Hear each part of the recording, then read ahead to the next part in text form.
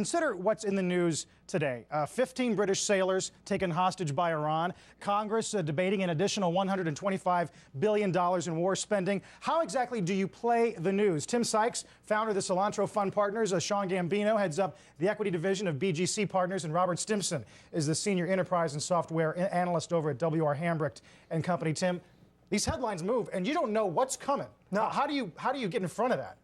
You have to take chances. If you think war is coming, you play energy, you play defense. You got Perot Systems, defense, great chart, beautiful chart, and I know what they do.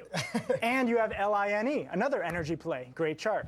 Which the company there, Lin Energy. Lin Energy, Perot Systems. I don't know the names. I know the symbols. Two of your big picks in terms of playing the news this week, correct? Sean, what do you got? I think Armor Holdings is a great way to play. Everyone knows what they do. They've been awarded 4 contracts since the beginning of the month.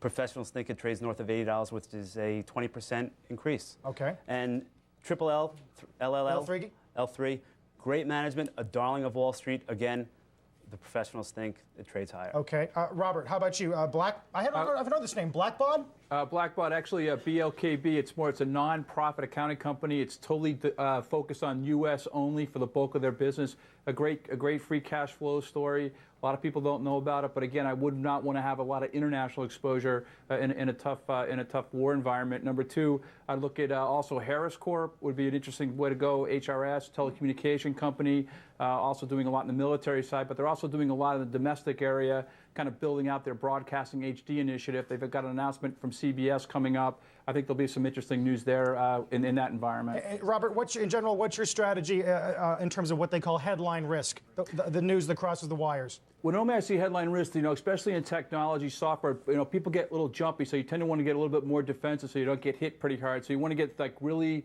solid, steady cash flow stories that really aren't going to be volatile in that environment. So you want kind of go a little bit low beta, I think, if you're getting a lot of scary news from the war environment. Yeah, Tim, do you think? I mean, were you already in your head? Did you have the war, Middle East, in your mind as a potential play? You don't know what's going to happen. It's not predictable, but you can try and guess. I like the volatility. You got to be wrong sometimes to be really right. Because if you're really right, you get ahead and you win this competition. That said, you can't stick around with a name, and if no developments in that particular space don't happen, you're waiting for it, right? If it's boring, you get out. Yeah. There's too many other plays. Sean, is this too much for you? Or, is this too much risk in your mind? I approach the market a little differently. I think that reading a lot because you're doing it with real people's money. But in this case, it is play money, isn't it? Yeah, it is. And you have to have fun with it, like Tim has said. Again, I think information is really the key to successful trading. All right, moving beyond just what's in the news, let's get a question from our audience. Kimberly has a question. Hi, Kimberly. Hi. I currently have Crocs in the challenge, and I'm wondering if you can tell me what you think of that stock. Anybody got it? Oh, Sean. Again, big short interest in the name. That's a good thing. It's a good thing, as one of our guests will say. I personally know some people that have been short the name and not having a good time.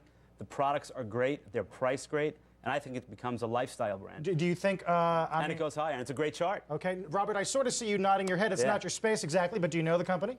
I don't know. I don't know that one. Okay. All right. Let's get, I think, an email from Stephanie. Stephanie, you got one? Sure. David Andrade wants to know if he made a mistake buying too many stocks in small amounts. He just changed his strategy, and he's now buying large blocks of more volatile stocks. What's the best way to go? Tim, what do you think? You definitely have to buy big. Sometimes when there's nothing to play, like this week, there's not as many earnings plays, you don't always have to bet big. But when you can, when there's something coming up, get in there. Do it. Define big. Half your portfolio, all of it? No, I'd say at least 75% minimum of your portfolio. Yeah, really? That's big. So you basically take a lump of cash and you just move it from company to company. Remember, this is a game. This is not real money. I understand that, but I don't know why people are so scared. We're conditioned to think about diversification, no. think about if you're going to win wealth this game, preservation. You have to de-learn everything. Try and drink a lot or something. Just forget everything you've learned. That's something you know a lot about, I have a feeling. More from Tim in a little